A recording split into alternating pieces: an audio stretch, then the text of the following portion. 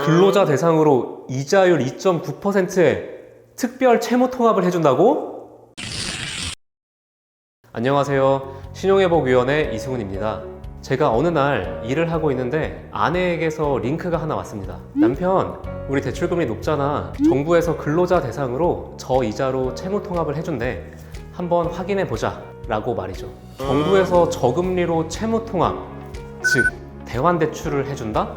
위원회에 근무하는 직원으로서 이해가 잘 되지 않았습니다.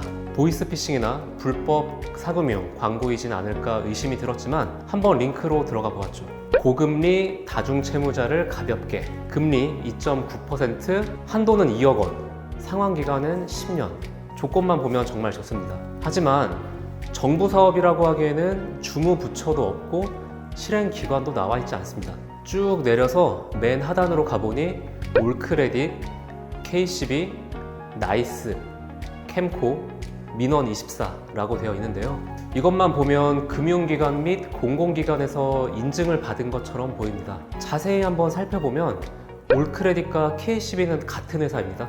코리아 크레딧 뷰로의 서비스명이 올크레딧인 거죠. 그리고 민원24는 현재 정부24로 이름이 바뀌어서 운영되고 있습니다.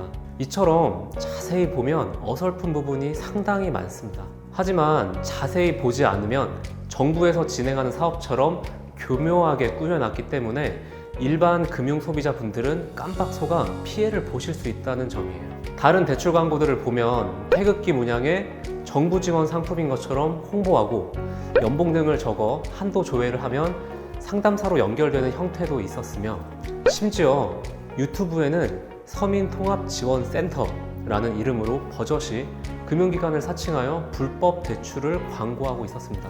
신용회복위원회와 서민금융진흥원이 운영하고 있는 서민금융통합지원센터를 사칭한 형태인데요. 들어가 보니 역시 저금리 대환대출에 대한 내용이었습니다.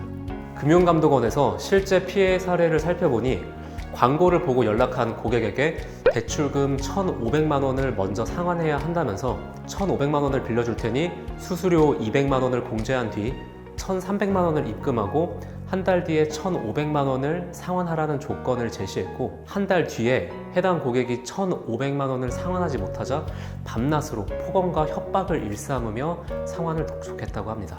이런 불법 사금융은 조직적으로도 움직이기도 하는데요. 필리핀을 거점으로 국내 거주자 560명에게 저금리 대환대출을 해주겠다고 속여 총 108억 원을 가로챈 일당이 최근 검거되기도 했습니다.